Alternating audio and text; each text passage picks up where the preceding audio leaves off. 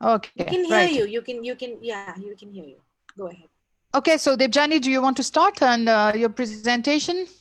Sure. Thank you. Without further ado, and thanks for having agreed to participate in this seminar series. We're very happy to have you. Thank you so much. Thank you so much for inviting me to share my work. And good morning, good afternoon, good evening, wherever everyone is. It's really early for me. So without much ado, I'll begin sharing a part of my book with everyone today. I will be reading from my screen, so excuse me if I just look down once in a while. So the title of my talk is Urbanism at Water's Edge. And let me begin with this slide.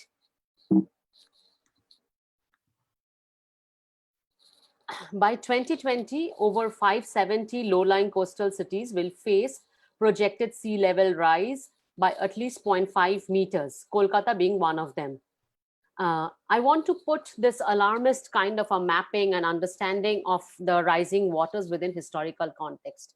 Today, in the land of monsoon, water is perceived as a risk. It was not always so. In the low-lying cities along the coast of the Bay of Bengal, be it Chennai, be it Kolkata, be it Bangkok, water, when it appears now, it comes as a deluge or a flood overflowing the human-made banks. If water appears as an excess in one part, it also appears as absence, whose traces can be found in droughts and shrinking water tables. Woe the city Delhi, where this talk is being hosted, knows only too well.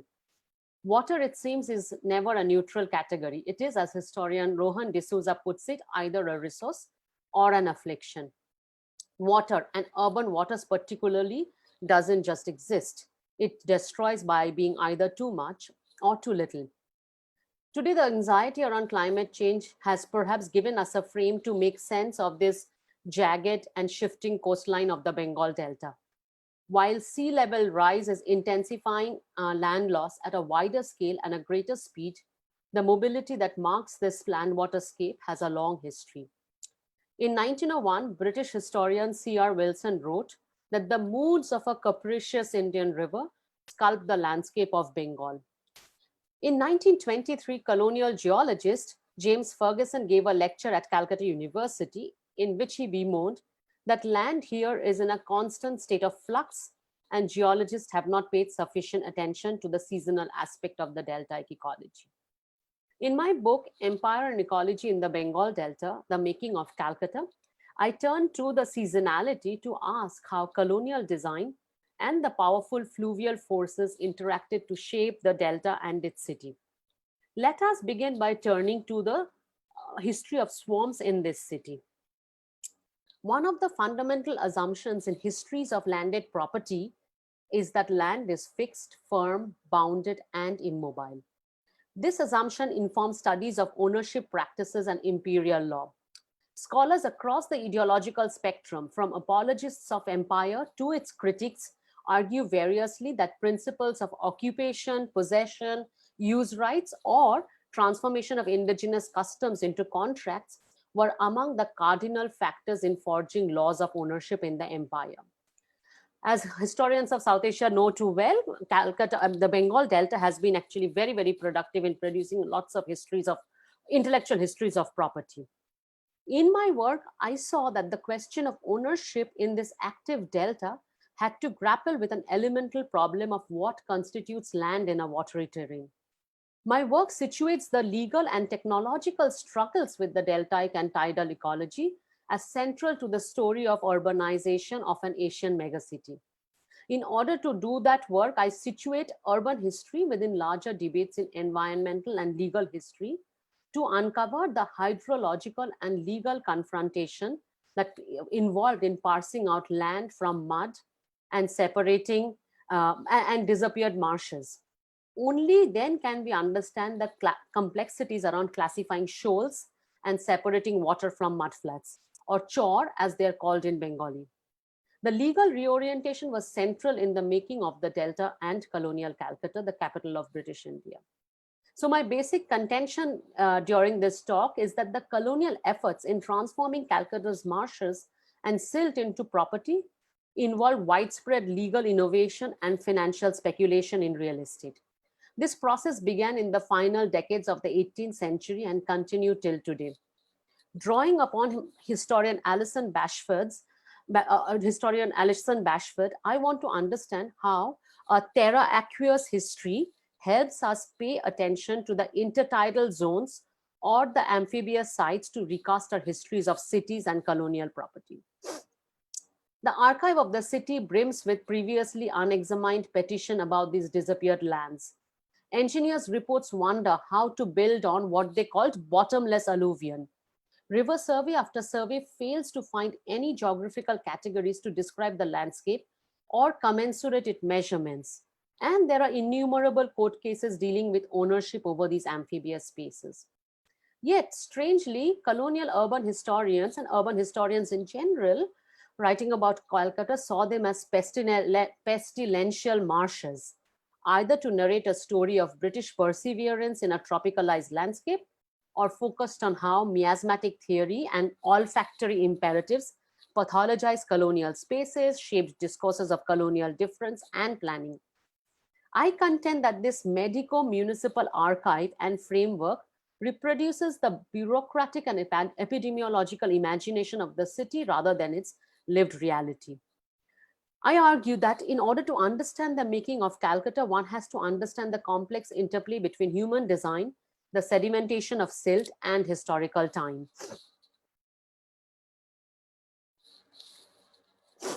In order to explore the legal and financial innovation involved in turning bogs into urban property and real estate, I will follow the journey of the marshes as they move from law courts to engineers' desk and finally to the land developer's name. The marshes and their movements defined, challenged, and reconceptualized landed property in the swamps. Beginning in the latter half of the 18th century, colonial powers employed legal and financial instruments to harness the land-water landscape. Property law, rather than draining technologies, became a way to stabilize what is known as the perennial struggle between the earth and the ocean that defines the sea face of Bengal. Departing from history of ideas approach to colonial land laws, I show how property law emerged as a material practice of landmaking. When we understand property as a technology of landmaking in these intertidal and estuarine spaces, can we begin to unravel how the ecology of the delta was reorganized from one soaking in water to one that was fixed and firm landscape. This created a very particular kind of market in urban land, a market based on reclamation and premised on forgetting the city's aqueous origin. Thus, the question that animates my archival work was an attempt to chart how the larger shifts in colonial legal consolidation of spaces and the shifting terrain of capital accumulation intersected in small plots of urban land. I have divided the talk into two sections, which animates two critical legal and infrastructural moments in the history of Calcutta's urbanization. These two infrastructural moments helps me chart three interrelated processes. First, I begin by mapping the transformation of what may be called the soaking ecologies into a political economy of property from the late 18th century onwards.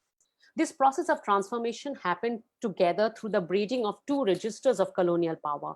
One was the legal register, where ecologically what was understood as variable entities like silt, marshes, bogs were literally translated into landed property through naming, through classifying, and arbitrating ownership. The other was a technological register which consisted of drying and draining the landscape, but which I found happened at a much smaller scale than we had initially assumed. I argue that the technological interventions into the environment of Bengal's littoral coast cannot be understood without taking into account the legal processes that often preceded those interventions. Second, I document how this transformation unfolded throughout the 19th century as colonial officials made every effort to produce a juridico-economic property relation out of the existing ownership practices, be they social, ecological, ancestral, and political value systems. Finally, I conclude by demonstrating that by the turn of the 20th century, a financialized market in urban property created new social circuits, which in turn produced intrusive modes of market governance within the urban, which successfully eclipsed any memory or understanding of the soaking ecologies. Let me detail these by zooming into two sections of the book. the section called from silt to property.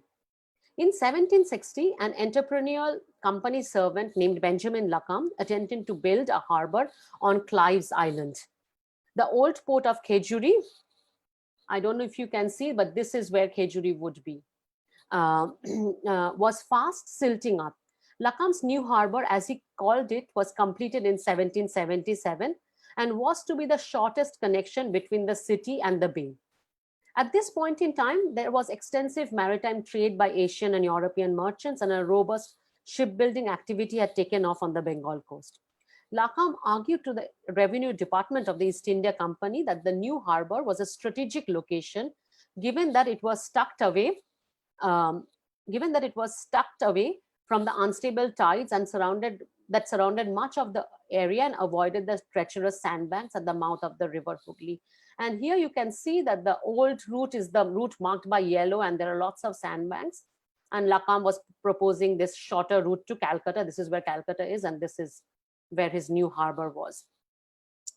Many mariners supported Lacombe's venture to build this harbor. What Lacombe did was advanced an infrastructural solution to a mercantile military limitations posed by a tidal river. As I argue, what he tried to do was capture a moment in the movement of land and water and fix it through paper and infrastructure. He proposed to build his harbor with his private money and the company's support through land grants. Ultimately, this project failed, and not simply because Lacombe built his harbor in a mobile landscape where the demarcation of land from water was in a constant state of flux. After 3 years and 3 unsuccessful surveys, neither Lacombe nor the hydrographer John Ritchie, who was sent down to measure the landscape, nor the company's surveyor could come up with the accurate land estimate. Some surveyors even refused to undertake the survey, claiming that the space was filled with water, and as a land surveyor, undertaking such a task would go beyond what they call the spirit of the orders. James Rennell, who did the most comprehensive survey of Bengal, said something very prescient in the Mayor's Court in Calcutta, where Lacombe brought a suit against the East India Company. Rennell said land grants and maps in this area cannot represent the reality on ground. And this is Lacombe's land grant. The problem did not simply end there. If the definition of where the land began and where water ended was a problem, then the other geophysical challenge came from the flux in the measurement of the depth of water, a critical point affecting the navigability of the company's cargo ships and army fleets. Finally, the company withdrew the land grant 2 months before the harbor was inaugurated, and Lacombe was not allowed to recoup the costs of his speculative venture. He filed a case first in the Mayor's Court in Calcutta, which ended up in the House of Commons in London, and this case began in 1777 and was resolved only in 1802. In analyzing the case, what I show is how the various depositions, petitions, refutations, witness testimonies brought to the court became sets of information about the landscape. Subsequently, the lawmakers, first in Calcutta and then in London, interpreted these sets of information into particular legal semiotics of property, which would have broad-ranging impact in rearranging the space of the tidal swarm. In Bengali, the river's action over the land, or how it eats away the land, are a way to define the ecology of the space.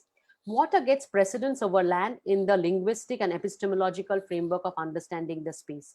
However, for these company servants and British merchants, it was the nature of land formation and attempts to name moving bodies of muddy silt as land that preoccupied them, the ontology of land over the ontology of water.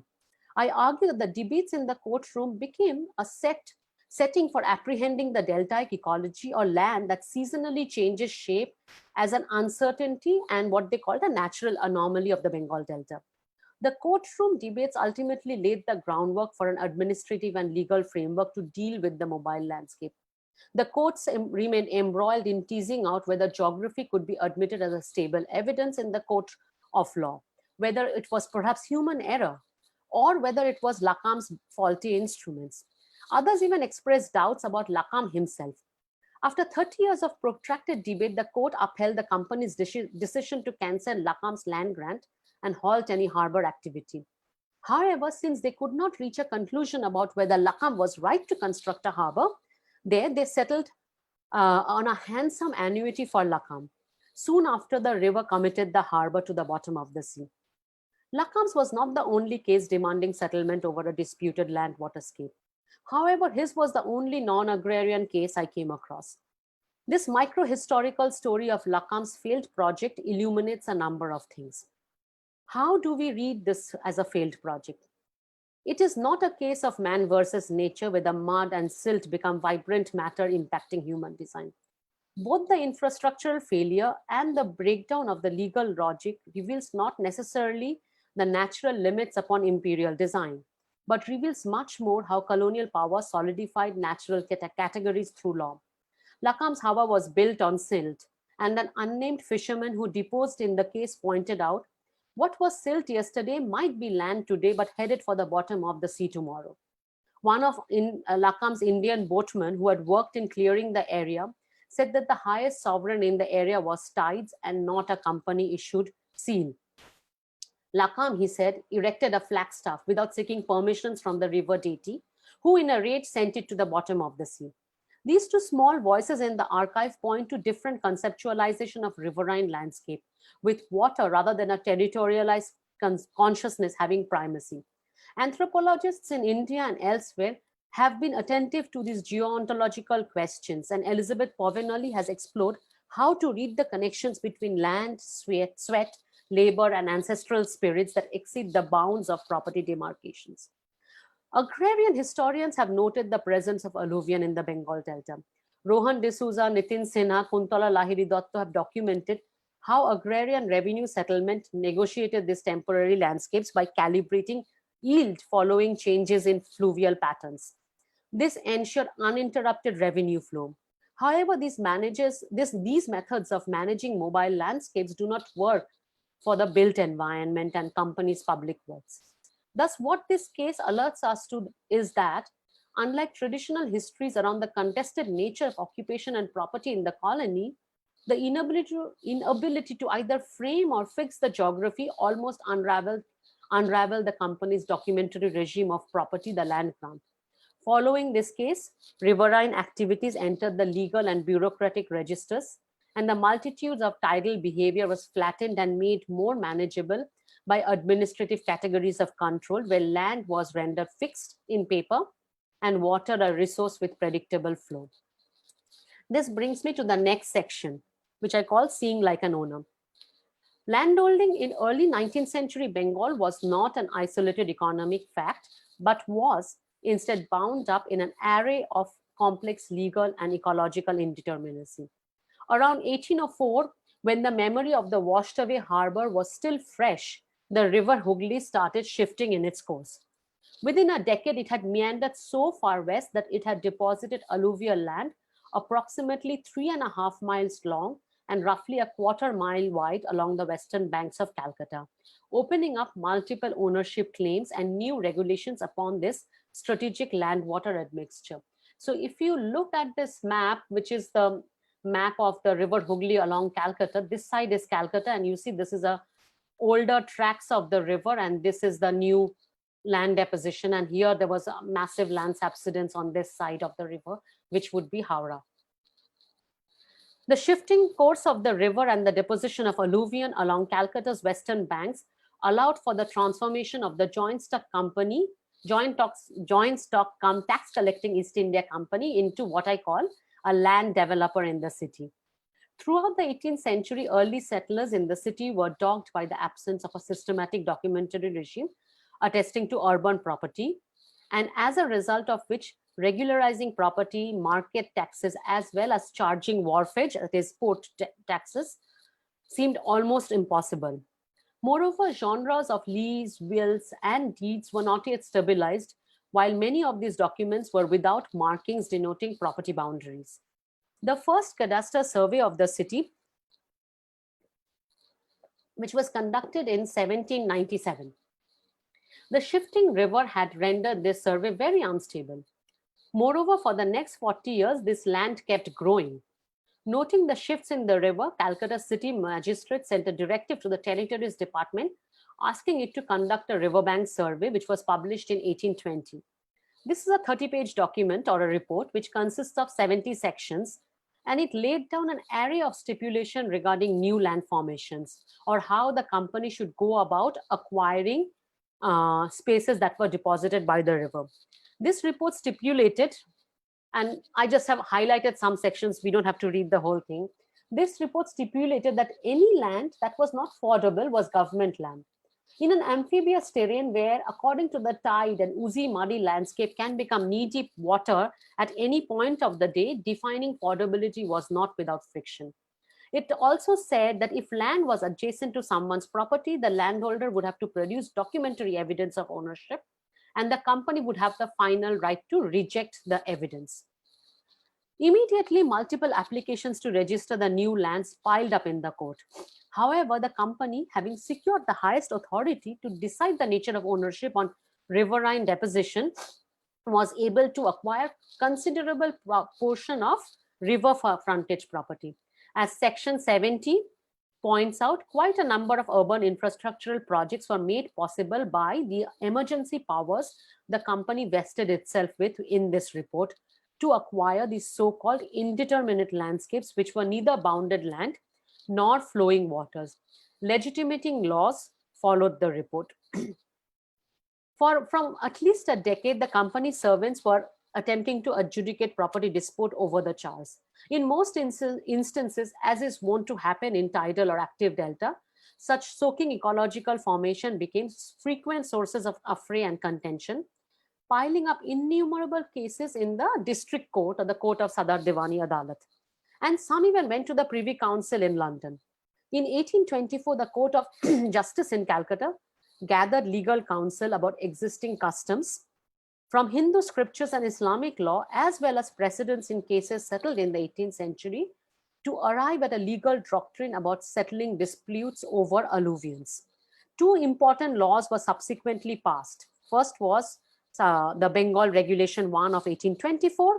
This was, which later became the Land Acquisition Law, and it was called a regulation for enabling the officers of the government to obtain at fair value land or other immovable properties required for canals, road, other public purposes, including salt making. I won't go into the entire title of the land. This was the earliest ruling with regard to land acquisition, and it borrows much of its language from this report. The second regulation was the Regulation 9 of 1825, which became a regulation to acquire, determining claims to lands gained by alluvion or the dereliction of land, often known as the Bengal alluvion, diluvian land, or Bada. And this stipulated the rules to be observed in assessing claims to land revenue due to the shifting course of the river. Through the 1825 ruling, the ecological variety of the landscape was finally subsumed into three distinct legal categories. One was the gradually accreted land, one was sudden emergence of alluvion, and the third was derelicted or disappeared shoal.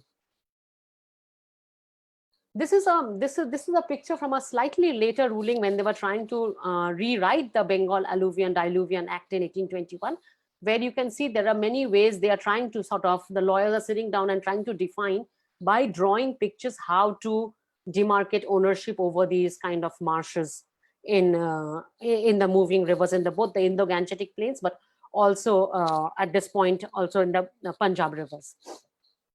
Water then occupied a very particular currency within the legal architecture, beyond sharing, embanking, and delineating rivers and seas. I argue that water and the many stages between fixed land and flowing water in the colonial context define much of the laws around landed property. This was not just the case in the colonies, for water in fact straddled multiple codes and legal doctrines even in England at this time. Water law is one of the most Romanesque aspects of English common law.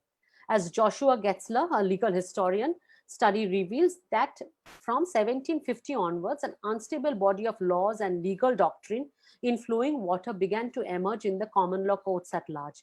These new water doctrines were based upon older conception of common goods, but also incorporated natural law codes of Roman and civilian law.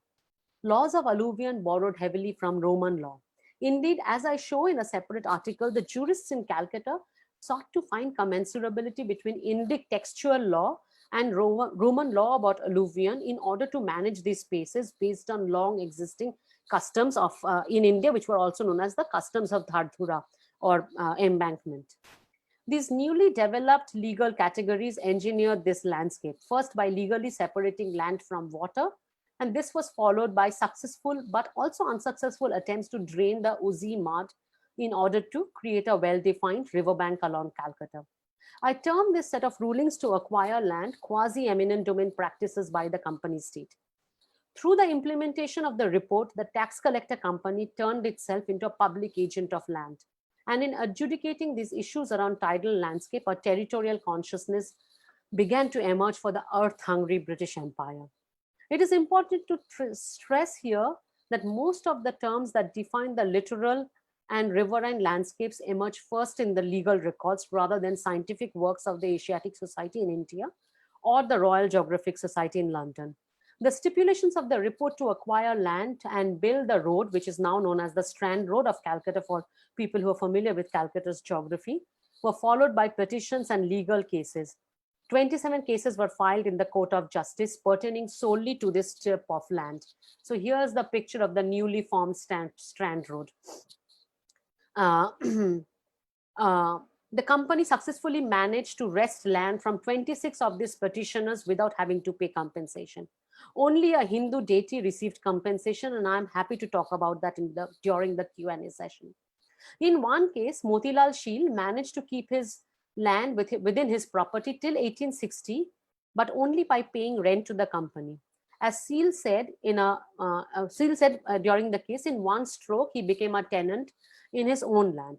Anandaboy Dashi, possibly a single woman or a widower who was a property owner, filed the most ingenious petition against the justices of peace after they took over her property.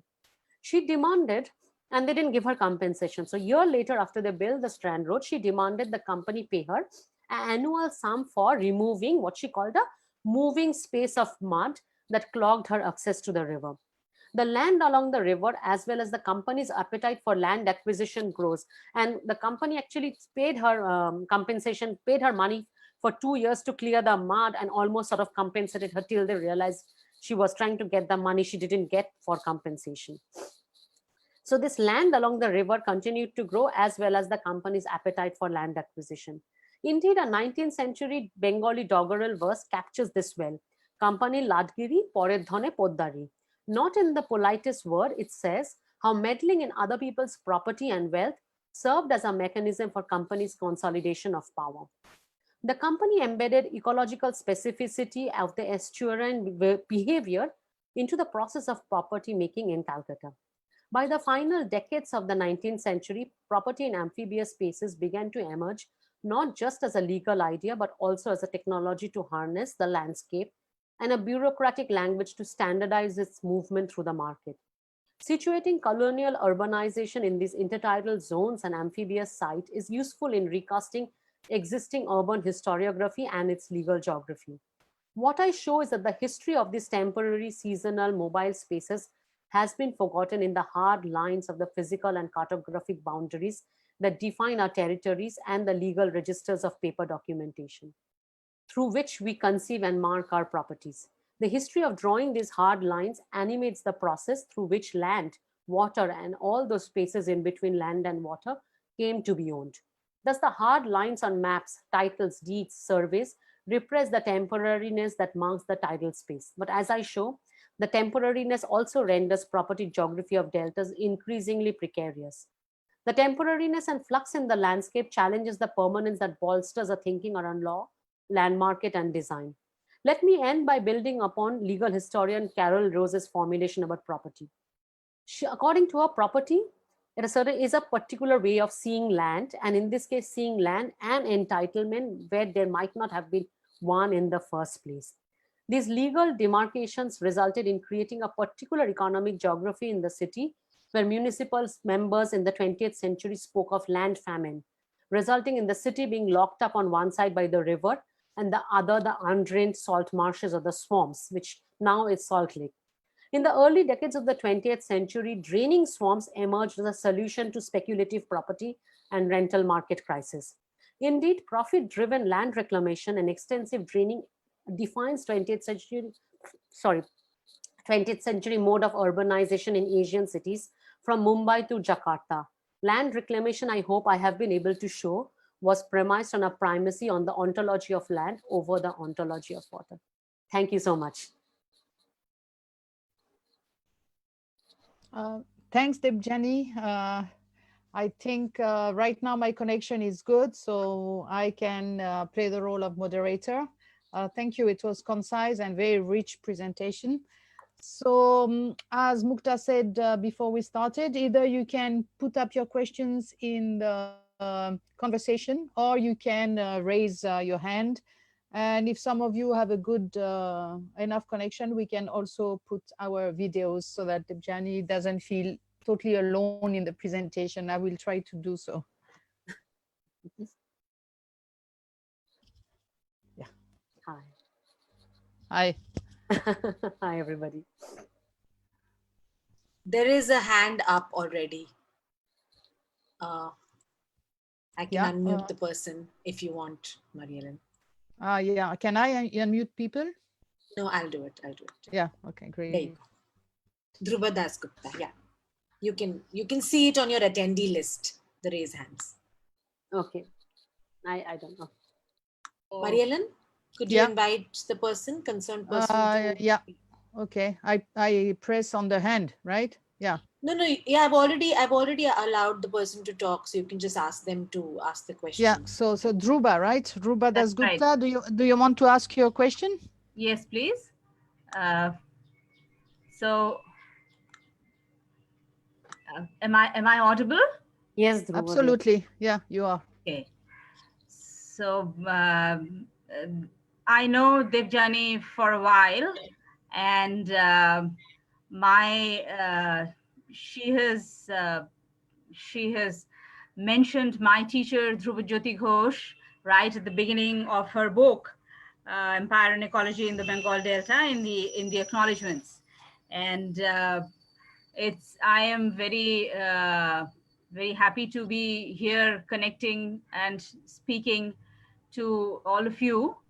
I will ask her about the anecdote that she mentioned during her presentation, where she spoke about Motilal Sheel and how this land hungriness of the East India Company resulted in this kind of a almost forcing these people to change hands and hand over the property. So if she could speak about Motilal Sheel's incidents or instance, then it would be helpful. And thank you so much, Dhruvadi. Lovely to hear your voice again. So Motilal Sheel's case was also very interesting. He actually did not put up a very strong fight because, as you know, he was a ship owner and an industrialist. He was very embedded in the colonial capital, and he was happy to give up part of his land for other kinds of favors he could carry with the East India Company.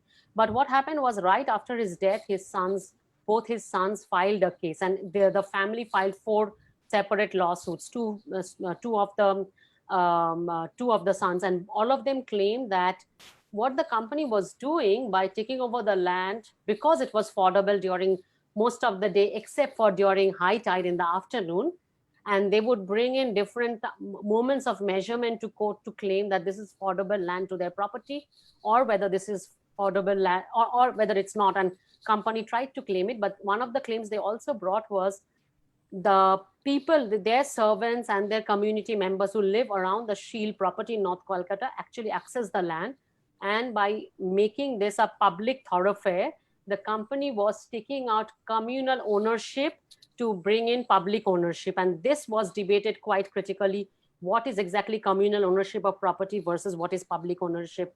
And they sit down and write, how do we define public ownership of property? That's where we can restrict people's movement to the ghat, or at least to the water, or at least claim money. One thing you will see is the case ends with whether you can put an apostrophe S when they finally build the land, they build this road. The Sheel family gets to build a landing steps to the ghat. And if you go there, you will see it is called Motilal Sheel Ghat instead of Motilal Sheel's Ghat, because that also became a legal case, because they felt that at that point the territories, the justices of peace felt adding an apostrophe S might allow the family to make further claims on their property. But this was one among the many cases. And Anandamoy Dashi, who I feel was also perhaps related to the Sheel family. His case is way more interesting in the sense she actually is canny enough to see how the company was maneuvering these riverine spaces, and she again begins her own claim by saying that this moving wall of mud is because she was the owner of a women's bathing cart, and she said this moving wall of land is extremely dangerous for women, and since the crown is so loves Indian women and wants to protect Indian women, they should be careful about not endangering the lives of the women when they go there and slip and fall. And she uses that, and she actually tricks the company into paying a substantial amount of money, running up to something like 240 rupees annually to clear that space, which was almost like compensation for the land they take over. Mm-hmm.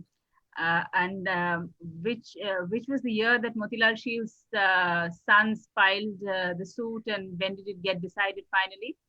It was a 13-year suit. I think it began in 68. They filed the suit after his death, and it doesn't get settled till sometime in the 80s, okay. 1880s. Okay. Thank you. Okay. Is there any other question? I see that Aprajita's hand is up. No, I see. There are also two in the Q&A box. So maybe Aprajita can say stuff, and by the time you can read through those and, Aprajita. Thank you.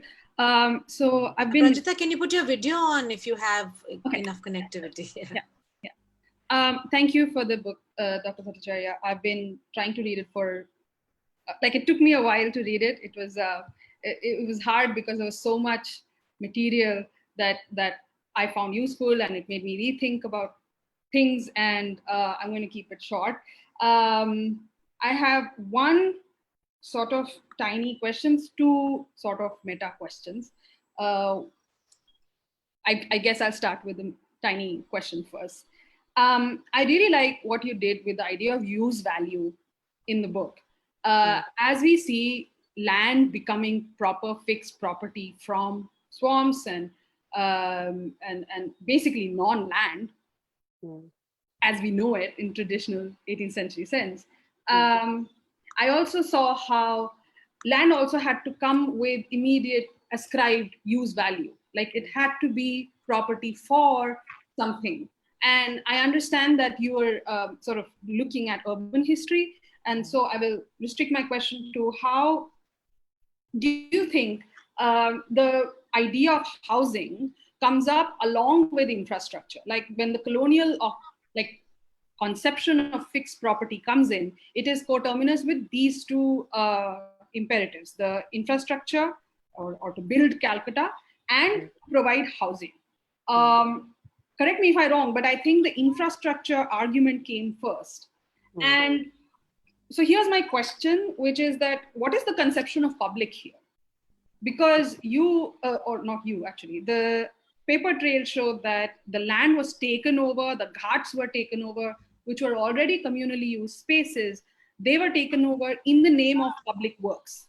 But then they were denied, the actual people were denied access to that land from thereafter in the name of infrastructure, building, and public works. So because this double bind we see in the way states work even then. Like I work on post-colonial Delhi for now-ish housing, and how DDA took over so much of the land around saying housing. We are going to build housing, so give us the land. And then that made way for speculation in housing. And there is a question on speculation. So how, again, use value helps in creating speculative property. The other two questions were about the sadness in the book. Like I felt like the entire book was leading up to this really, and with Amphan, we actually saw that the entire city was down to its knees with just unbearable loss, and all of it was in a way coming because of a epistemic decision or an epistemic moment that you trace in your book. So how do you, as a historian, how did you deal with that? Like in the sense that you're dealing with a story which you know is not going to end well, which is still not ending well. And those marshes and those ghats are still in danger, whatever little of it is left. And other cities are following through. Airports built in Kochi, the Kozhikode airport was one other such disaster, which shouldn't have been there in the first place because it was again another soaking ecology. So as an urban historian, linking back to the intellectual history of property in British India, like how do you deal with that sadness and then that sense of like, this is not going to end well until we drastically rethink property? Thank you.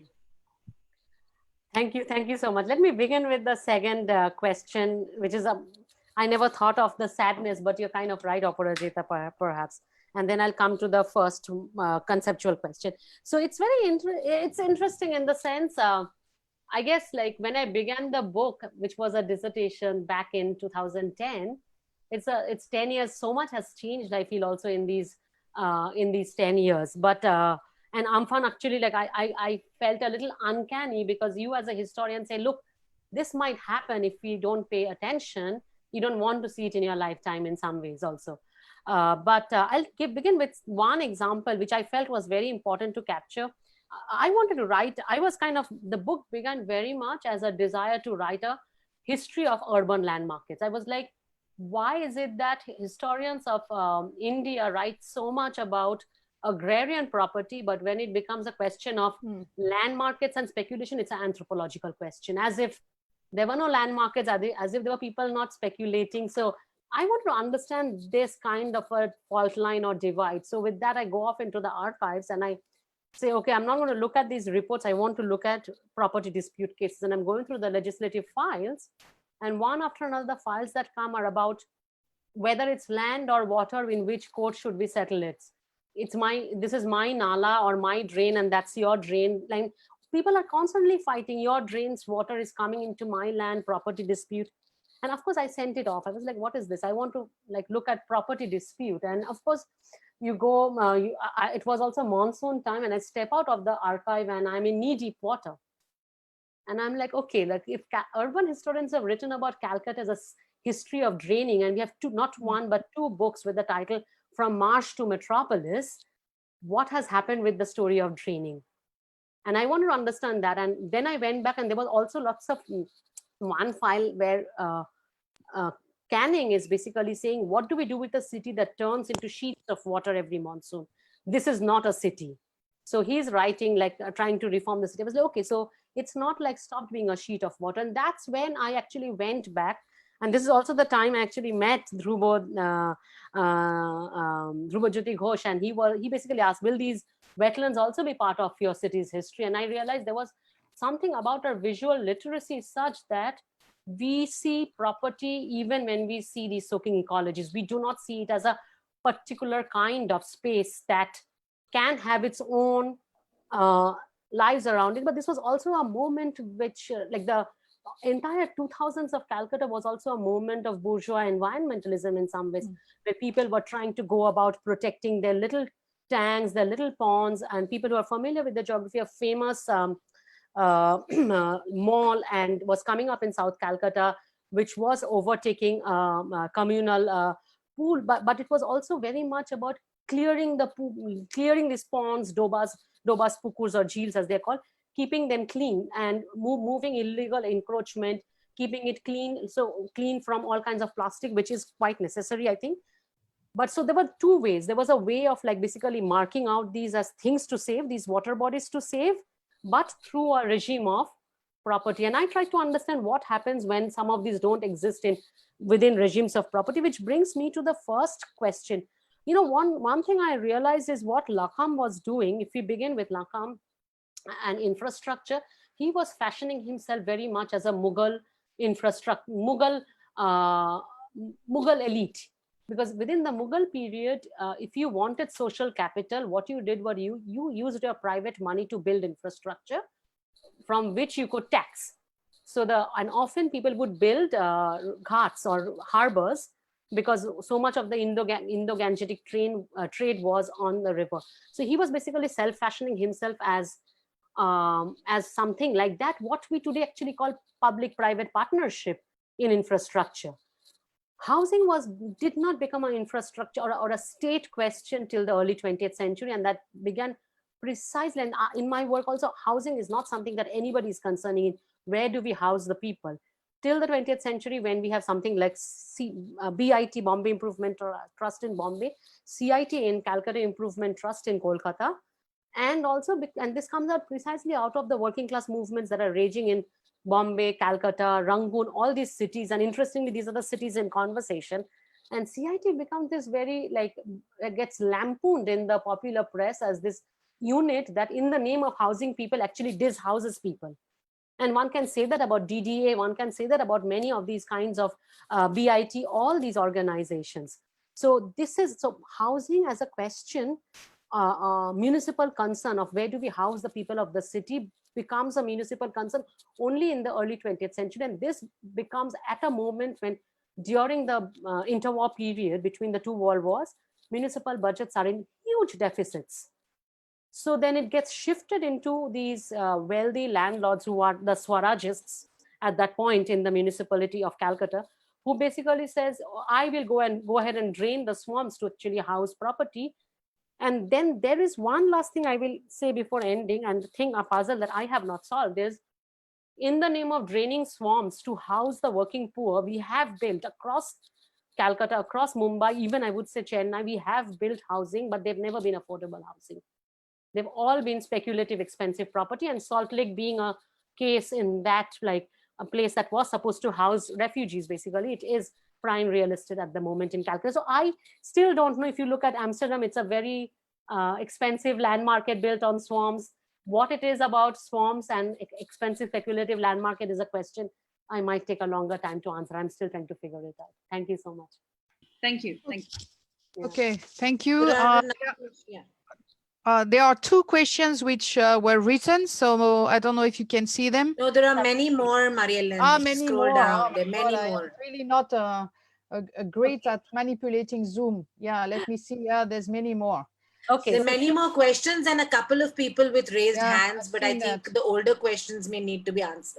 Yeah, Okay. so the first one is whether you see any connection between property thinking paradigm in colonial time and the one which is prevalent today under neoliberal circumstances, especially regarding riverfront, the making of new riverfront. And the second one is about land speculation. So you talked a little bit about it. And what were the kind of risks which were involved, especially about when we talk about very fragile landscapes. So you've kind of answered this, if I understood, by saying you are still considering why this connection, but maybe you can answer the first one about riverfront making. Yeah, so riverfront making, I think, is a very big issue actually going on at the moment also in Calcutta under the new under the TMC regime. What's very interesting is one thing, and here I will actually quote also Drubajyoti Ghosh. He said, what is it happens that when we look at wetlands and marshes, we see real estate in waiting. And I think this is, and there are two things happening currently at the moment. So there is one where we look at all these spaces and feel we need to beautify this, which comes out of both this kind of bourgeois environmentalism. We need to beautify this.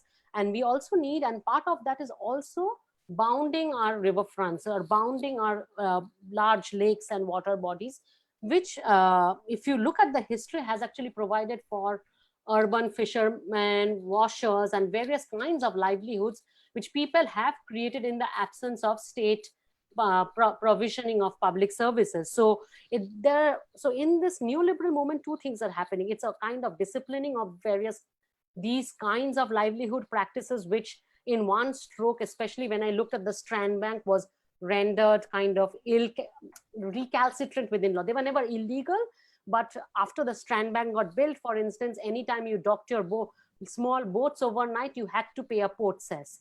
And that was impossible before you have this kind of a public infrastructure owned by land. And you see that over and over again. Now, what's happening is a lot of these in the East Kolkata wetlands, there are lots of fisheries, of course, some managed privately, some now managed by the government. And there's been an enormous move to actually both take over them for real estate purposes, which like where luxury houses, condos, and schools and malls are being built in that area, but also to be taken over by government-owned fisheries in some ways. To basically, these are becoming also, like, even as urban fisheries, they are becoming a site for profit making. So in some ways, what I was trying to do is saying, like, it's not that drainage projects of the city happen because out of fears of cholera and plague, as we've written. If we move away from that and say, oh, maybe it was failed planning or not, and look at how it is property thinking and the need for profiting out of this landscape actually defines how we've transformed our landscape. I hope I've answered this question. Right. I think there is Atriya there who's waiting. He's been waiting for quite some time to ask a question. So I don't know if you're unmuted.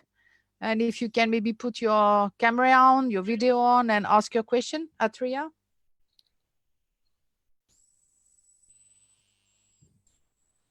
Yes, no? Hello?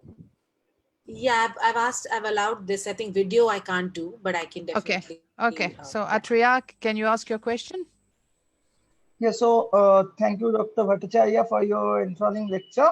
I have read the book, and apart from the entire book, I just would like to mention you that since you talked about the bureaucratic rationality of value creation and the entire logic of property, how territoriality featured as a central theme, in post-colonial India, we see that the East Kolkata wetlands are the chief site of real estate. And now you rightly talked about Salt Lake being a key area of refugee settlement, but now it has moved towards Rajarhat, the development, and I intend to work on Rajarhat.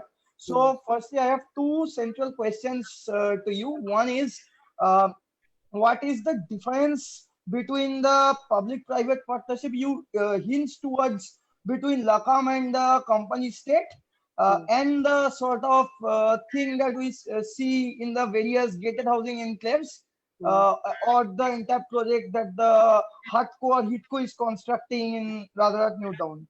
And secondly, with reference to gentrification in Kolkata, since you talked about water not being a neutral category and there is a creation and destruction of water simultaneously, we see that as water has been drained, there has been a parallel creation of artificial water bodies like the Eco Park, the Subhas Sarovar, or the South Kolkata Lake, which are chief sites of entertainment, amusement areas, or even the Aquatica features in and the Nico Park. So how do we as scholars of urban sociology map this in our social mapping of Calcutta today? So these are the two questions that I have for you.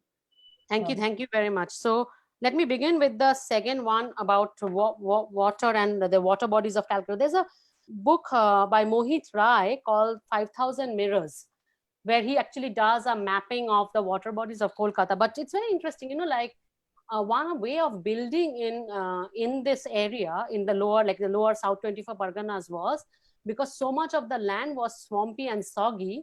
You basically dug a pond, got the earth out of the pond, filled another kind of a shallower pond and built. And that's how many of our water bodies of Kolkata were actually formed. And some of these water tanks actually predate colonial periods. And like Lal Dighi was actually also dug out, and all the Sorobors. But even what we today know as these squares, like Wellington Square, Russell Square, all of these, if you start looking at some of these maps, you actually see them as water bodies. At some point, they become painted green, and they have become covered over and built over because they have been dug out. So there is that way of doing, that one mode of doing. And Bhattacharyya Lake was the one you're talking about, which has become very much a recreational space, was created to sort of settle much of the area around Jadavpur and onwards. So that's one way of thinking. But quite a few of this park, if you remember the earlier, like the water bodies earlier, were open to communal access for a long time. When you look at something like Eco Park, Aquatica, and all these other parks, most of them are gated parks. And that's the new thing you've been seeing in the last maybe 20 years. where these are basically being privatized for the use of a certain kind of population. And as you point out, it is a kind of gentrification, and precisely also to discipline certain forms of water uses, which are then considered illegal, encroachment, and various kinds. There is actually a very, very good study of that by Karen Coelho of what's happening to the water bodies of Chennai, which is very, very similar to what's happening in some ways to the water bodies of Calcutta. And interestingly, I think Chennai and Kolkata have a story that they should be saying together about their relationship to property and water bodies. The first question is very interesting. So I always say it in a tongue-in-cheek way that what we see is, we see that in the early 20th century, there was this idea which is coming out of kind of socialist economists, both in the colony and all over in the metropole, that the state has to provide for public provisioning. Like, state is someone who should, there are certain kinds of needs. Mary Paley, British economist, is very much a part of that. There are certain kinds of needs, and state should be one actually guaranteeing the basic necessities of life, and out of which, in the post-World War movement, what we have is a kind of a welfare state is being born.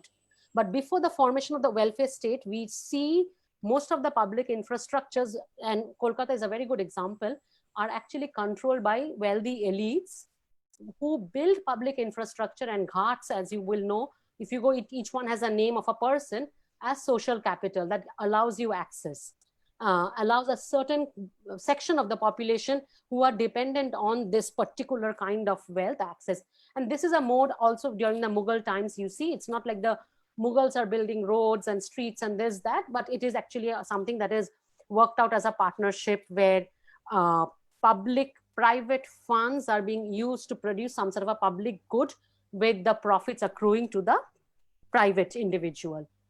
Which, in very interestingly, is with the collapse of the welfare state worldwide, we see the emergence of what I call what we today call the public-private partnership, which is like, and DLF in Delhi, HUTCO in Calcutta, and even the entire JNNURM model. And I try to, in a tongue-in-cheek way, say, hey, look, there was this moment of experimenting with, like there being the idea of the rights to the city, public provisioning, public services, public goods, and there is this moment of undoing. And there are actually historical precedents to that sort of a conglomeration of providing services, housing, land, and a particular kind of access within the city. I hope that helps understanding what I was saying, Atri. Yes, ma'am. Thank you.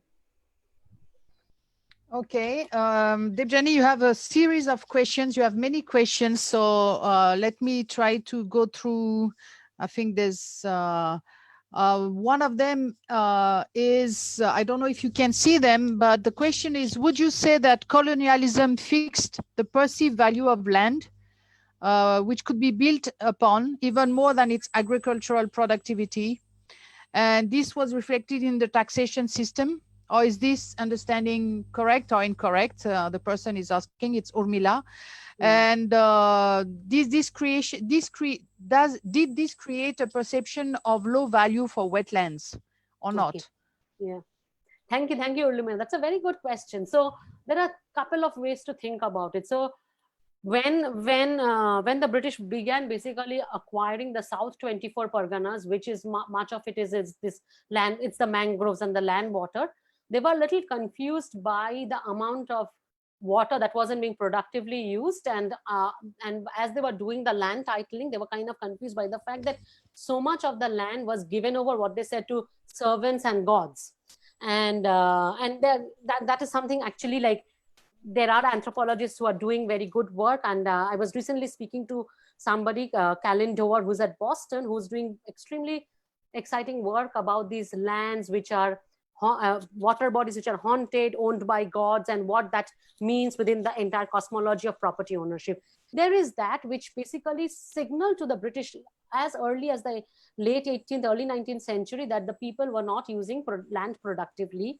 And it's coming out in the late 18th century out of these French physiocratic notions of productive economic, agrarian economic use. There is that story to be told. The other story to be told also is the Chores is actually extremely productive alluvial lands. You can and they were circulating through the throughout the 19th century as speculative property. And both Nitin Sinha and Rohan D'Souza's work show what would happen with these newly formed alluvial flats, which are extremely which might at some point get classified in forms of wetlands or chors, as they are called in Bangla, would often circulate through kind of speculators who would take over these lands, get people who work in these chores, or known as choruas, to cultivate those lands when they became like when you can begin actually planting those lands. And they would actually auction these lands at very high prices, and these guys who became owners acted as kind of financial buffers for the revenue taxation. Or so in some years you might say, I'll pay you this much, but your yield might be very, very high, and some years you're going to make a huge loss. So if you were a speculator, you might try to take over those kinds of landforms. It's only in the 20th century do you see like urban property is getting properly taxed from 1880 in India. The India income tax and urban property tax, all these tax get passed, all these laws which basically try to zone cities, pass various kinds of residential taxation, must get standardized. And that's when there is this whole understanding that urban land is also profit making. You also see a shift in the landscape in the sense that the move away from agrarian land, and Ritu Birla calls this a kind of a movement away from agrarian property to financial capital.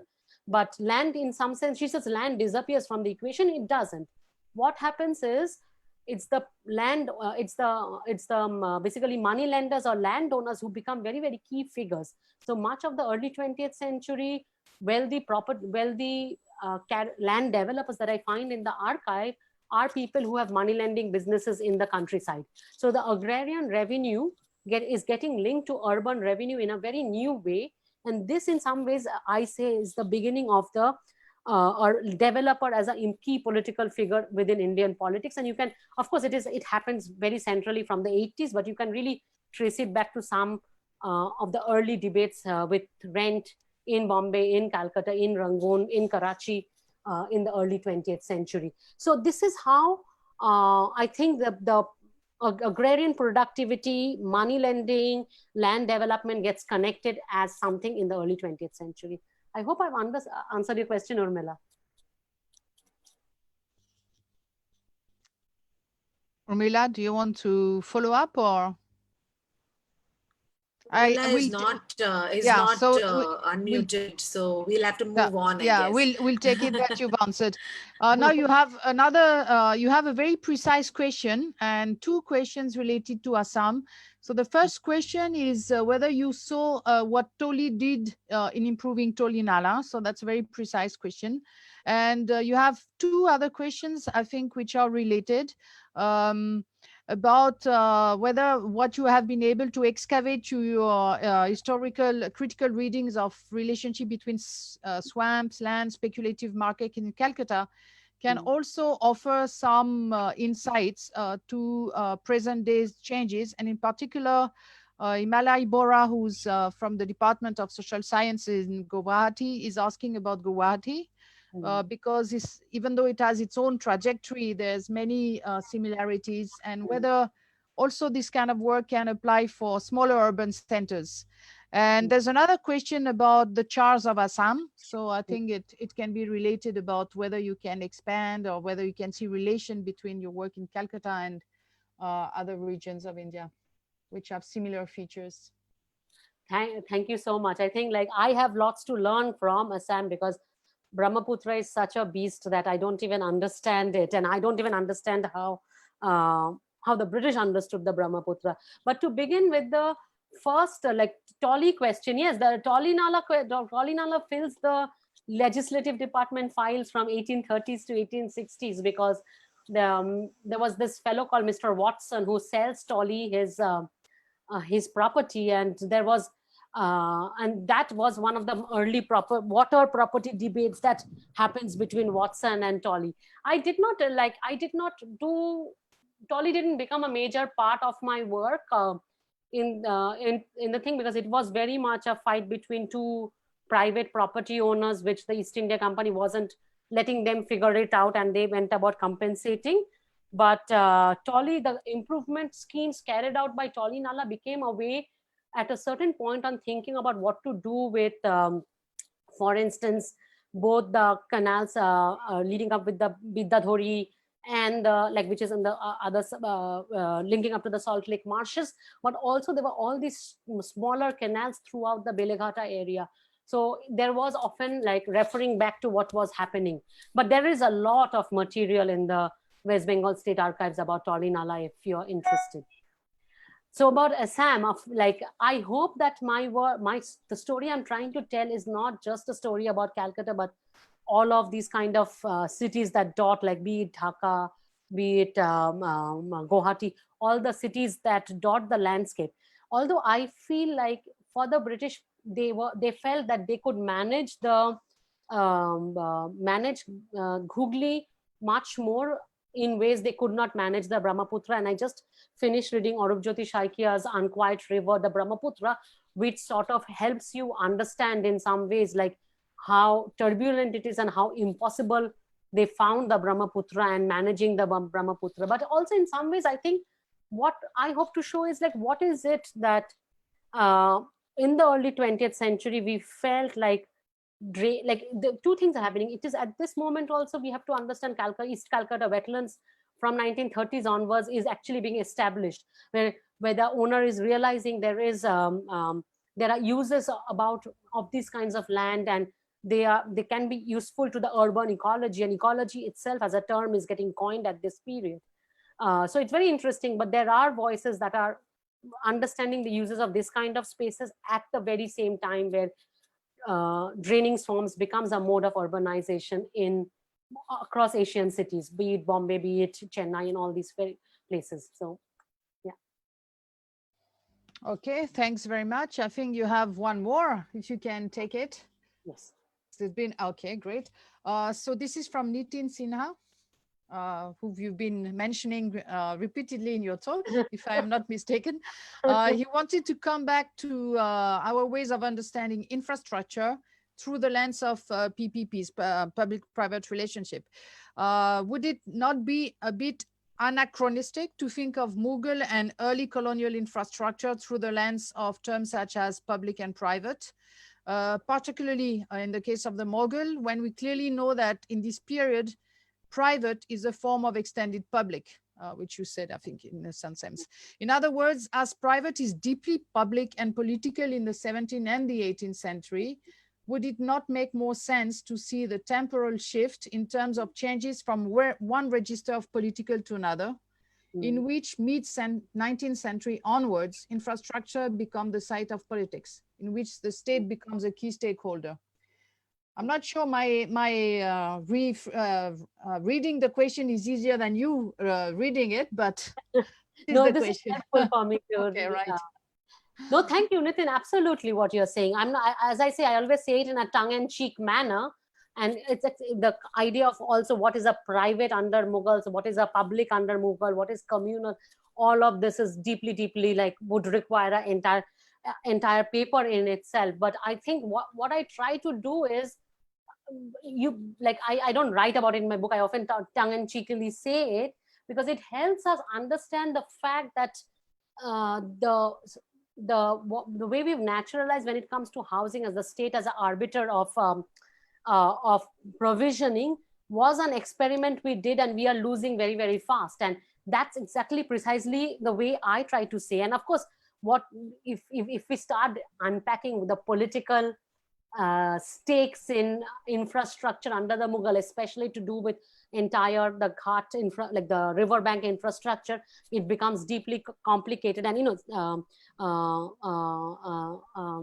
Sireen Naqvi's work is actually very, very helpful to understand the way the Mughal public or Mughal infrastructure, Mughal forms of making urbanization and urban infrastructure, which is quite different from the way we might in some ways think about public-private infrastructure. So completely, I agree with that. But I think as a provocation, it's important to understand what was happening throughout the 20th century, something we started losing from, I would say, 1990s onwards in India. Okay, thanks very much. I think Karen is on, Karen Coelho, and I think she has a question. I also think Mukta has unmuted Karen. Karen, do you want to ask a question? Do you want to put your video on? Okay. Not Hi. compulsory, not compulsory. Yeah. Hi. We lost Karen. Oh yeah, we just lost her. Oh, she'll come back. She's coming back. Here, I just promoted her to panelist in case she wants to put on a video. Okay. Yeah. Okay. Right. Okay. Karen. Come on, Karen. Sorry.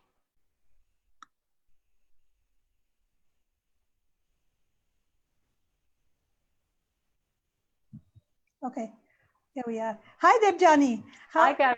It's been such an interesting talk, and I really enjoyed it. And I thought one question that's actually been in my head as you were speaking is that one of the things we see, especially in response to somebody else who asked about neoliberal view on property versus the colonial view, etc.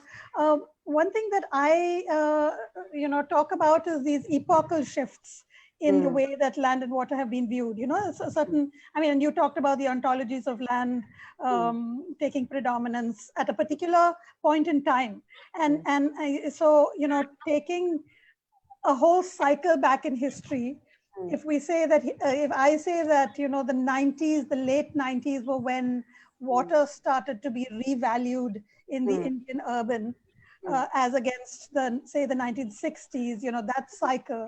Can you is there like a kind of epochal cycle that you can identify in terms of valuing of land versus water? Is there anything like that that emerges? But because I always think these cycles repeat themselves over history. Now that's a nice way, I think, in the way to think not just about epochal shifts, but also in terms of cycles. But if you push me to talk about it, I would say that in the late 19th century, there were lots of canals which were used throughout Calcutta, but from the late 19th century, they start getting ignored. Siltation begins in these canals and they sort of disappear from use. So I would say there was one point that begins to happen, one of the shifts at that moment, which I would mark at 1870s, 1880s. And that results in this whole project of draining that begins, which culminates in this mega post-independence project of draining the salt marshes to create the salt lakes. And I think much of the, like where I was growing up in Kolkata, that area, South Kolkata, I saw in my teenage, like numerous small ponds, which lots of families, and this was the refugee area, lots of families together used to wash, immerse their idols, and that after the Durga Puja and stuff like that, get taken over by promoters to develop this land. And this was happening throughout the 90s in some ways. And I think it was only in the 1990s, as you point out, that this sort of a movement began of kind of privatizing water spaces as sites of recreation and creating these, concretizing the edges kind of these water bodies so that people could go jogging and running and things like that. So that began. And then I think in the 2000s, you see kind of gated, late 90s and 2000, you see these gated entries or ticketed entries to water parks and themed park. There were a couple of actually big conferences, not all of them, like conferences between like very similar to what you traced in that essay of yours, Karen, from the frying pan. I don't remember, by which you look at how the World Bank comes and transforms the areas into housing. You see similar kind of projects in Kolkata about what to do with whether we should, in the 60s also, big meetings, proceedings and reports published. But much of then the major infrastructure from the late 70s, early 80s is the metro railway, which is which takes precedence over, which also has its own draining and issues, because one of the things that dogged the metro railway construction was exactly what my colonial engineers were talking about, that bottomless alluvium. They would dig and water would come sprouting out.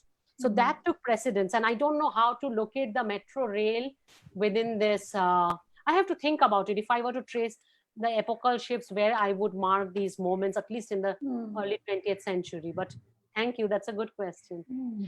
Thank you. Thank you. Okay, thanks very much. I'm talking under Mukta's command. I don't see any more questions in the Q&R. I think there was a hand raised, sorry, but it's disappeared. Am I right, Mukta? Yes, I think the person has lowered. Yeah, exactly. Anybody among Parto, Mukta, Remy, who's wanting to ask a question? No, This would be I just had a comment. first. I had a comment that, many of us who study cities but not necessarily look at it from a historical perspective, I think we're finding a lot of answers today in places that we don't usually look for those answers. So that was what I kept thinking through your talk, that vaguely that these things have happened, but you don't really have the tools to analyze them the way the way a historian has them. So I think it's a great contribution to the seminar overall. Thank you. Absolutely. I was terrified of speaking to people who work on the current. I was like, oh, they're going to find it so arcane and irrelevant. No, I think it's not as we've seen. Yeah, I was surprised. I was saying that this is the first seminar where Pato didn't ask a question, but I think I'm simply saying that Yasmin seems to have a question. Yeah, in the chat I've box. seen that. So you may, and she may have some perspective to offer on Assam too, for that matter. So I'm just pointing that out, nothing else. Yeah, no, you don't have a question because you also not at the moment. No, that's fine. Right. Thanks. Mukta, can you unmute Yasmin? Or I can see the question. Yasmin's question is, what is the nature of property that we can think differently with the historical narrative that you have given us so eloquently, with the waterfront being any different? Yeah. So Yasmin, do you want to yourself ask the question? Because I'm not sure I read it properly.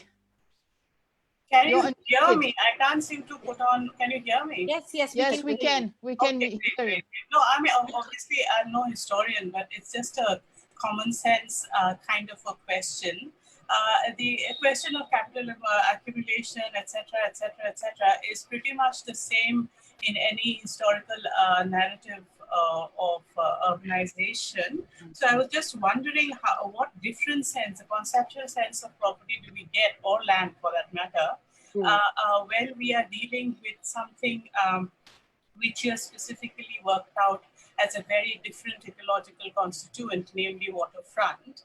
And in that process, because Partha wants to place me in Assam, whether I like it or not, I have to say that it becomes a very different kind of a story there, because clearly the urban waterfront story would possibly be very similar to yours, but I think whoever was speaking earlier and the book that you've just read, the Brahmaputra is indeed a very different ecological, river-wise, it's a very different kind of a river. It can't necessarily be compared with, similarly to most other rivers that we have some literature on.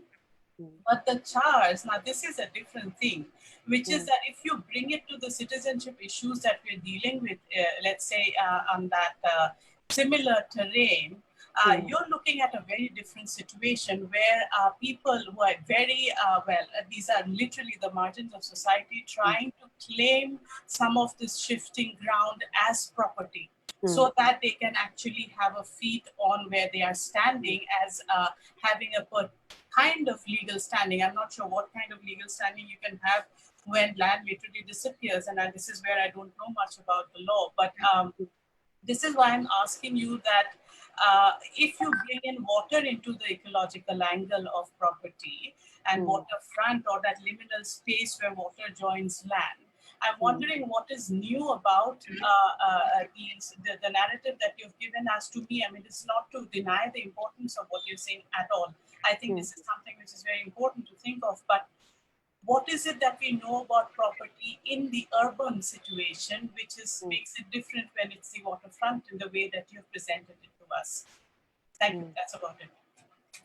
Thank you. No, thank you. This is very, very, very helpful. Like the question of chore is so let me answer that. I hear two questions. One is how the question of chore, the mobility or and the disappearance and the kind of in a legal term, the jus solis, like the soil-based claim to identity you can make both at the moment, perhaps in Assam, but also like what's being playing out in the Bhashan Chor in the Bengal Delta, like where the Rohingyas are being relocated currently under the UN. So this is one set of question which is very different, I think, than what's happening in the historical literature that exists on the chor at the moment. And so that there is that question. For me, what was very interesting is how the urban marshes actually chart a slightly different trajectory from the chors and the diaras, which is in the upper Gangetic Plain, which actually Nitin Sinha writes about,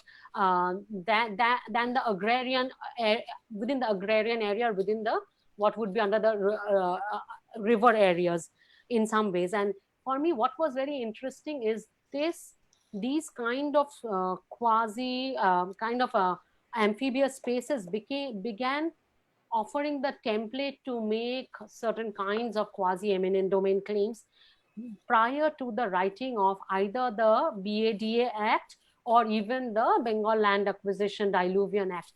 And this became a template. And for me, it was very interesting, important to understand what is it about the spaces within the urban area which are neither fixed land nor flowing water, which allowed then the Territories Department of the East India Company at that point to make certain kinds of claim. And as I analyzed the report, what I realized is this became a way for also introducing a kind of paper regime of what exactly is a property, because they were for a long time trying to demarcate basically map out the urban land holdings. So what I say is, once you start looking at what allowed for you to sort of standardize the urban land market in Calcutta, you begin at this site of this urban marsh. So for me, there is that story, and that's why I turn to the chor, because chor is the other way to understand this. But the way, as you rightly point out, the story of chor charts, be it in the lower Bengal Delta, upper Bengal Delta, or Brahmaputra, are vastly different. And we actually need, I would say, much more work to understand exactly what's going on. And that's like also the chors within Kaziranga, which are now being sort of taken over to feed basically the forest reserve, and like a whole lot of things happening. I recently watched this beautiful documentary called Mati. I think it was on Caravan or somewhere, which talks about, again, like who is the custodian and who is the owner, and how do we understand ownership in these areas. And again, that is one particular kind of story. The story that's happening in the Bhashan Chor is also a different kind of story. So in some ways, Chor helps me understand what's happening in the urban area, but it is actually very different what's happening in the urban area with these marshes. And that's why the movement from looking at marshes or wetlands or anything and the government feeling that it can take over is a much easier process in some ways than the kind of trajectory chars would take within an agrarian landscape. I hope I've been able to answer your question, Yasmin. Yeah, sure, absolutely. Thank you.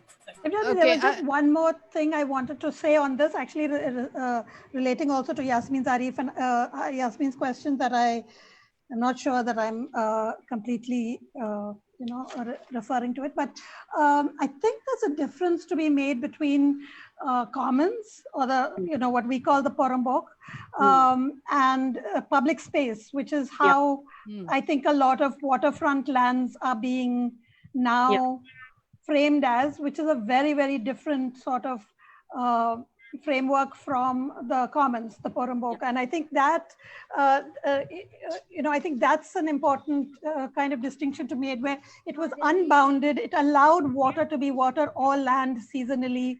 I mean, the commons framework. It didn't have to necessarily draw those hard lines that you're talking about. Whereas when you're talking about public space, it is regulated, bounded, and it has very specific kinds of purposes. And so I think that distinction is where we have sort of made a switch now in terms of waterfront in different places. Yeah, and I think, Karen, you're right, because when they actually establish this, when they have difficulty establishing the strand bank, and there are multiple cases saying, this is actually we use it, me and the neighborhood uses it for ablutions or whatever. or even like, burning ghats, which were also privately owned at that point. They actually sit down and define what is communal, and they say what is private, public, and public is something that supports commerce in a way that fills the state coffers, whereas communal benefits. And they try to actually, in 1858, I think this law gets passed about what exactly can be called a public property versus property owned collectively by a group of people. And that's exactly what you're saying. And there is this moment of drawing a very, very hard line. And that happens also with Maidan, because at this time they also start taxing people who would take their cattle for grazing in the Maidan, which then suddenly they have to pay a little taxes to take their animals to that area, in a way to actually clear it out and make it into like a proper urban park. Right. Yeah. I think you have more questions, Debjani, coming your way, if you're willing to take them. So this one is from Bharat Punjabi, who's from the University of Toronto. So the question is about whether you had a chance to explore whether and how water-related hazards were viewed in the colonial period. So given the complex ecology of the wetlands and and were there epochal shifts? I don't know if this is correct. I think Karen say it correctly. My English is bad enough. These shifts in the way of development on and around these water bodies shifted the way in which the colonial government were thinking of this, and was thinking around flood related disaster and hazards even relevant during the colonial period within the bureaucracy that you have actually tried to research. Yeah, no, that's actually like a couple of things were happening, Bharati. One is the engineers, surprisingly, the engineers who were working in both Calcutta and the Lower Bengal Delta, they would often write back to the government bodies in Calcutta saying what we are doing is actually we shouldn't be doing. They were actually sounding the alarm as early as 1850, saying what you have to understand is Bengal rivers are not rivers that can, the term they often use is suppose a margin. And they say we are actually trained in our river hydrology, and a river engineering is a training. And this is in building basically as they were doing river surveys and trying to understand where to place docks and ports, it comes out of understanding temperate rivers and not tidal rivers. And so they start sounding alarms and saying that this is actually impossible. So there is that story. The other story, people who've been reading Amitav Ghosh's either Great Derangement or even Hungry Tide, you have the character of Piddington, who is sounding alarms about the establishment of the port in Canning, which of course then cyclone in 2 years destroyed this. There was no time for the company, for instance, to listen to these considerations that was coming. So when we say colonial government, there are various pockets. All of this is getting siloed by the late 19th century. So there are engineers who are sounding alarms about what you're doing. When they are establishing, for instance, the train station, which is in Howrah, very close to the river, they actually write and say, this is not a good idea, because every time we dig down to lay the foundation, water spouts emerge. And they raise questions as how long do you think the train station will remain? So those kinds of concerns are there. Now, when it comes to flood, there is a lot of geological writing, or early geologists are saying like, we have done a lot of infrastructural engineering and river engineering without sufficiently understanding the relationship between the bay, the river, and the landscape in this area. And they are writing about it. And these are, of course, published and hidden away in various kinds of Asiatic Society journals and talks, which no one is addressing. On the other hand, what you see is a lot of people who are doing law lectures from the late 18th century, writing up legal treatises about property in India. There is a set of lecture that gets written out and said, what we've not understood is we've come with the idea of the fee simple possession, or like this kind of autonomous ownership from England, and imposed it upon a landscape. And while it might work in the drier parts of India, they don't work in the wet parts of India. So you see these various kinds of voices. Is there a coordinated kind of effort I saw as far as urban flooding is concerned? Not necessarily. What I did see is lots of kind of reports written about swarms, pestilence, and plague and fever. There are these fever maps of topographical fever maps of Calcutta. But then, as I said, these are very much kind of bureaucratic imaginations of the city, because as we know, governments produce reports and make recommendations, and then the city charts a life of its own. So very much in the way Matthew Hull talks about the government of paper, there is the paper world of what's happening in these reports, and then there is what happens on ground.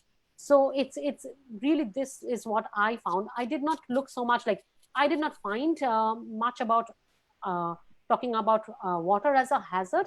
The only way that hazard is getting articulated at this point is very much smoke, and the word is nuisance and not so much hazard. So it would be interesting actually to see when hazard as a term even enters discussions within the colonial framing. I actually don't know. That's a good question if you think about it. Okay, thanks very much. It's not over. So I think Aprajita wants to come back with a short question, and Pato has some questions for you as well. So I let them unmute. I mean, they are unmute and maybe put their video on. Thank you. I will be short. Yes, I will. Okay, I'm gonna lower my hand first. All right. So your book is book ended on two sides by two sort of unsuccessful experiments. You've talked about Lacan. Now I want to talk about this guy Phelps, William Smith Phelps, who was this commissioner or part of the municipal corporation in Calcutta, wanted to control rent. And this is where the Marwari landlord just suddenly comes up in the book, and I'm like, wait, what happened? There are Marwari landlords, and so if you could just give me a context in how you found, I mean, how you found this landlord, and how this particular act, the Rent Control Act, which was supposed to be mapped on what Rangoon had just enforced in 1918, how that act became less about controlling rents and more about surveilling landlord practices of Marwaris, and what's happening there. And you see these Bengali landlords shouting with the Armenian ones, and all of them coming together. No, these people shouldn't. They are hoarding. They are like, yeah. It's very interesting, and I wish if you could just talk a little bit more about that. And again, speculation, and who gets to speculate what, and who has more right to speculate, who's the outsider, who's the new player. Yeah. Thank you. No, so in a way, like the way I frame it, and this is not something I spoke about in the talk, is the book begins with the ecological speculation and ends with reflecting on what is exactly economic speculation as far as land is concerned.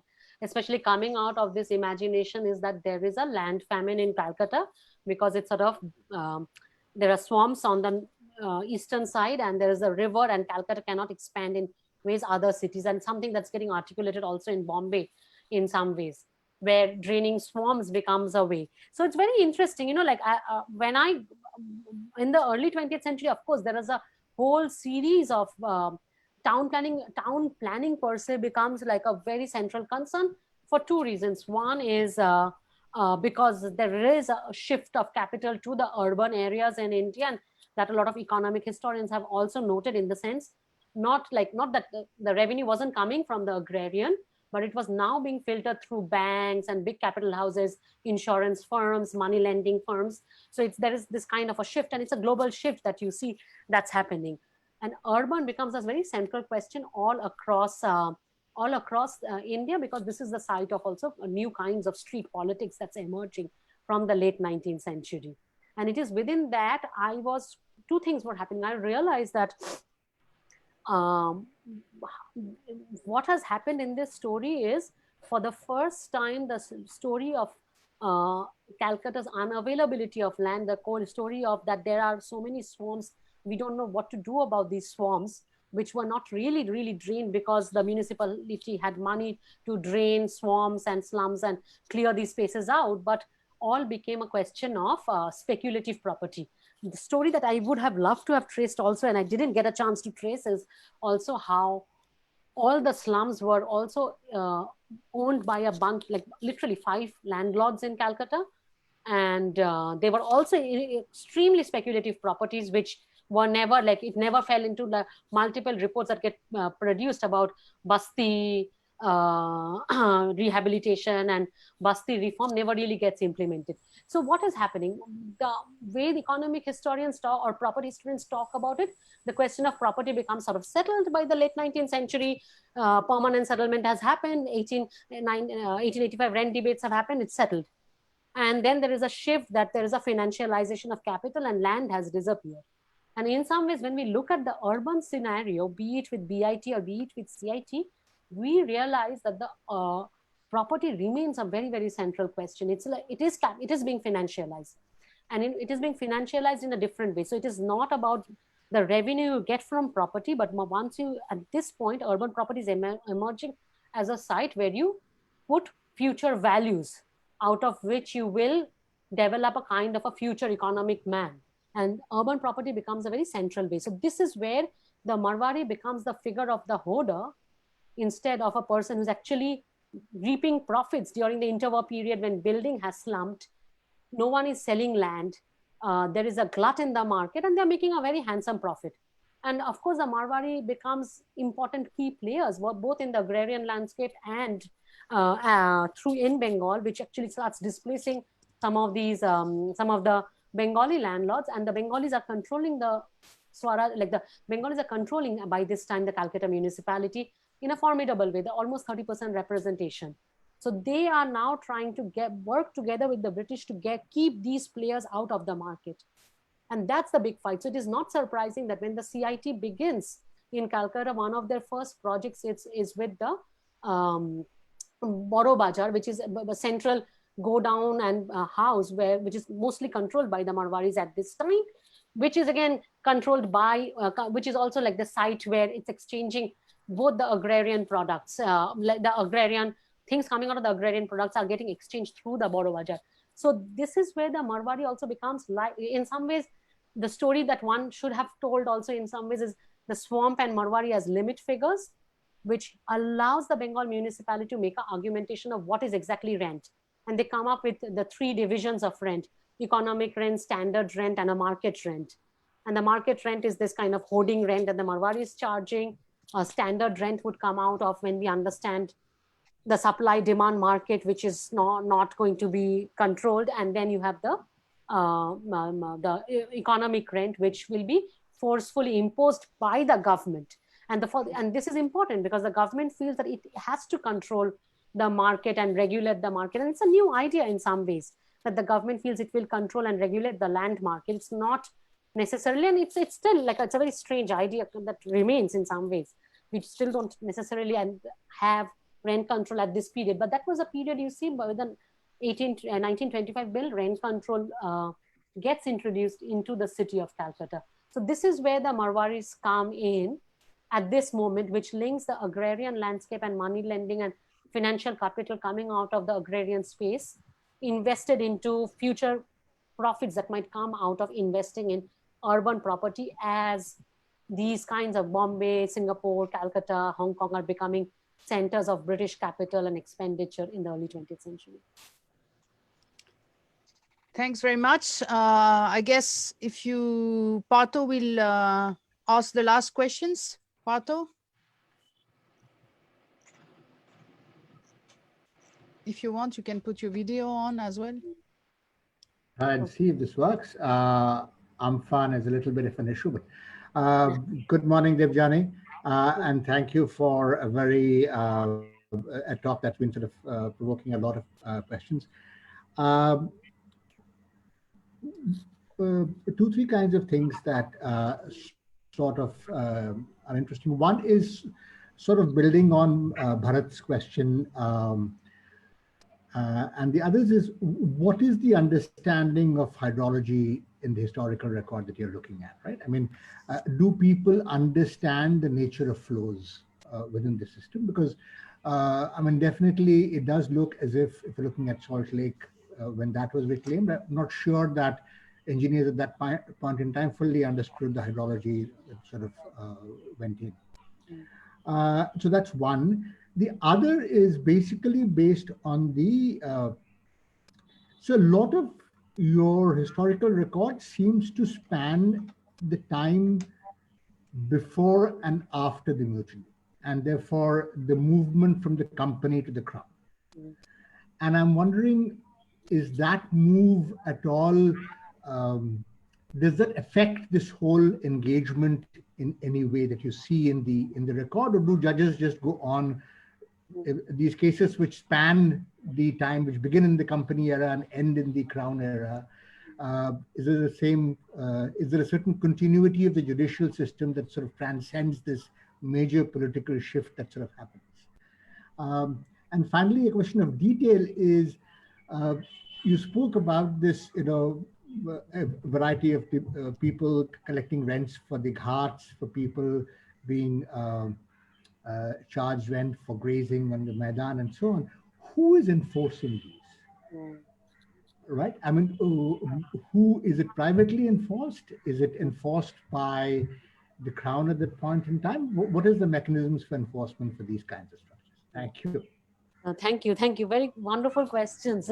Hydrology questions. So hydrology is kind of interesting. So there is a lot of reports that are getting created throughout this time by people. And what you have to understand, hydrology or river, it used to be called potamology at that time. Studying of river is actually probably still called potamology, but no one uses it. So there are these self-proclaimed potamologists who write long treatises and send it to both Asiatic Society, to the Territories Department or the River Department, or sometimes the Port Department, and to also London, to say there is something very particular about the rivers here, and we need to pay attention. And they say there is a piece I just finished writing, which I call "The River is Not a Pendulum," and this person goes on to explain why English rivers are like pendulums, even if they shift a little bit during instances of tidal surge or heavy flow, heavy flood, heavy rains, they go back to their place where they were flowing. Whereas the Bengal rivers are not pendulums, because once they shift, they like to stay there for a few years. And there's a lot of work on that. What's very interesting is one of the key things that happens, and with the Benjamin Lacam's case, is there is a lot of writing on, because people didn't understand how erosion and deposition really worked in the late 18th century. And the Charles Lyell, who's writing his theory of erosion, doesn't write till 1833, and this case gets settled much before that. So there is a lot of lot of ways of understanding what exactly is going on, and why there are like 7 ways of saying erosion in Bangla, whereas English has only one kind of word to talk about erosion. There is that. But your question, I suppose, is also about basically the hydrological movements. So there is some basic understanding. For instance, when I was looking at the drainage reports, I realized what Calcutta's drains are slightly different from the drains in England. And the person who's brought in to build those drains, he says cylindrical drains won't work in Calcutta because it's a tidal landscape and we have to build drains. So the drains in Calcutta are slightly, I don't know how to call the shape. It's a bit shaped like a little bit narrower. It's narrower at the bottom and wider at the top, because they said we need to control the speed at which the water will flow. And it comes out and say, see, people turn on their little earthen ovens in the morning, smoke collects in the atmosphere that gets into our drains, that settles, and it's also at that time in the day when the flow of the water is reduced. So if we don't decrease the circumference of the drains at the bottom, we will not get the speed to move the smoke, and smoke will collect. And it's kind of unique. And later Calcutta's drains are replicated, I believe, in Paris. So there is a certain kind of understanding that they are working with a tidal landscape. And in 1840s, what happens is, when they are the river department, who is trying to work on getting the Strand Bank road into construction, they say, oh, these guys are actually trained in England, that won't work. We need to send these engineers off to Amsterdam, and only then we'll find out what to do with Calcutta's landscape. The Dutch know. So they send a bunch of people to Amsterdam, but I don't know if these engineers came back, because I didn't find them in the records. The question one should ask is, why did they not send them to Java or Batavia or someplace which is much closer, where the landscape would be perhaps slightly more similar to understand what to do with the landscape. So that's the kind of understanding. But really, you see like a lot of writing from the early 20th century about hydrology, and about also what at that time delta studies are emerging. and how do we understand delta. And then there is this whole idea of this being a moribund delta or a dead delta, and Calcutta being formed as the delta is dying. So all these, and like trying to understand the various sedimentary regimes of the delta start emerging, but this comes out very much out of seeing how to dredge the siltation of the Hooghly, because precisely the port of Hooghly is dying at this time. So that's where the like the question of hydrology in some ways coming. The question about the cases, it's two things. One of the things that I was trying to push back also within my work is that we often imagine there was the company rule and then the crown rule comes in. And in some parts, like I do think like what Veena Oldenburg's work shows, a kind of militarization and a disciplinary regime comes in Lucknow. It is, and it does work for Lucknow, but that has sometimes been uncritically also applied to the other cities.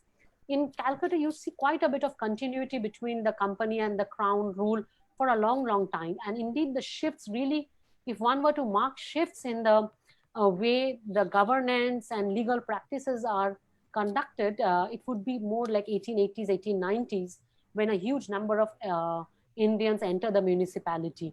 So as for the courts, though, they would change. So some of the things that if you file a lawsuit earlier, it would be grandfathered in sort of like the term to be used. So they would be decided. But of course, with Shields' case, the consternation began because the what is a public space ruling got enforced by the Judicial Committee. And then it had to be, the case was reopened, at which point the Shields actually took the case out of the court in Calcutta and because they had the money, they went off to the Privy Council. And what legal historians will say is people will do forum shopping. If you feel like you can win your case in this court, you will go there. If you feel you can afford to and win your case in another court, you will move the case. And so much more than the shift between crown and company, you see this kind of forum shopping happening, especially if they are wealthy landlords who can take their cases to many parts. So I can tell you about the ghat keepers. I actually don't know who's imposing the grazing apart from the police, the kotwal.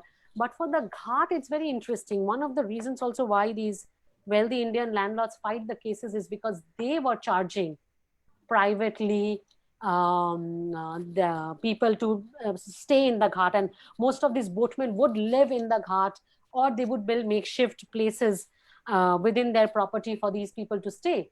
And they of course, it's very hard to, one of the things I couldn't do, even though I tried a lot, is try to look at private documents, private papers of these families. And I know Calcutta, the School of Cultural Texts and Records in Jadavpur University is also trying to actually get hold of some of these private papers through the grants that they have. But it's really impossible to get any of these family who are sitting on a ton of private paper, which would become a very wealthy source of urban history, to get them to show it to you. But what you see is, you see writings by the Chief Magistrate of Calcutta saying that the company is losing, and then later also the crown is losing a huge amount of Akbari market taxes within the ghat, which are controlled by these wealthy families, and water cess tax. And water cess tax doesn't get introduced till 1870.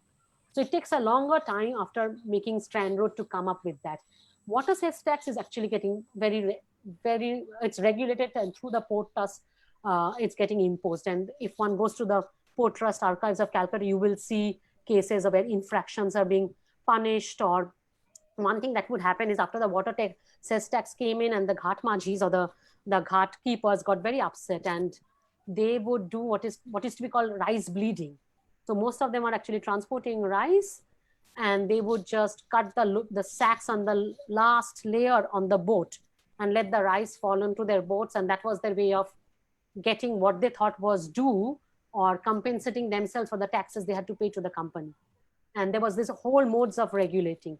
When it comes to grazing, I really don't know who is imposing those. I did not see instances of grazing infractions. I just saw rulings that now grazings have to be fined or have to be taxed, and people have to pay money to graze in the Maidan.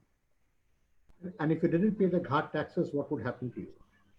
They would actually regulate. The kotwal would come and try to remove you, or what they would do is often, so if you, like, the owner of the boat would get this crew and then negotiate with some of the people to run their ferries or whatever, nobody would hire you because you would then be marked. So there was this whole, there was a lot of consternation going on about how do you. So what I see is lots of river piracy going on. And the one way I understood what they are calling river piracy or pilferage is a customary world of protection money, and protection was being eclipsed by the coming of these port taxes, and then people were trying to compensate themselves through other ways, which they're calling this pilfering, and like they would carry goods that they were not declaring. So you see a lot of ways where people who were forced to pay these ghat taxes or water cess were doing various kinds of other activities, which are then becoming, of course, something comes into the archive only when it becomes a contestation. Otherwise, they don't come under the radar. Unless they're in the radar, they're not in the archive. So those kinds of infractions begin happening. And that's when you know that the people who are being forced now to pay these taxes are trying out other methods to compensate themselves for the prices that are being paid. There's also another thing. There's a marine court, actually, which also tries a lot of these small boat owners and pilot boats and sloops, or the native crafts as they are called, for not having the correct papers, not having the correct copper bottom, not paying taxes. So that happens a lot. Thank you. Okay. Thanks, Debjani. You know, you have one more question, but I'm not sure you can answer it because it's not really for a historian in a sense. But maybe you can end on this, and this will be the last one, I think, which is that thinking of today, it's by Kalyan Paul. Do you think the deplorable state of today's urbanization is due to this ignorance about wetlands and basic ecological principles by urban planners for a long, long time? I don't know if you want to have judgment on today's urban planners, but you can to end the talk. Thank you. I will leave that question open. All I will say is when we talk of urban planners, we also have to talk of, like, one thing I try to stress with my last chapter is the power of the building lobbies, which I know a lot of people do.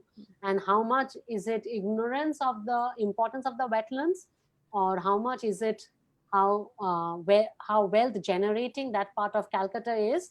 Both have to be put into conversation. And as we know, urban politics of Calcutta is unimaginable without Hutko as both a developer, thug, politician, all mixed in together. Okay. I don't know what to say apart from thanking you really very profusely about this wonderful presentation and the extremely rich dialogue that we've been having today. I'm very happy to have had you, I mean, with all of us here at CSH and CPR. And I hope we'll get more historians to talk about Indian cities in the future. And I don't know, really, it was really wonderful today to have you. Thank you so much. This was a very, very wonderful conversation. And thank you for all these amazing questions. Okay. Thank you. Bye. Bye. Bye, everyone. Thank you for coming and joining us. So Mukta, are you closing everything or? Yes, I will close. I'm just stopping the live stream and then I will close. So this is okay. signing Okay, off. great.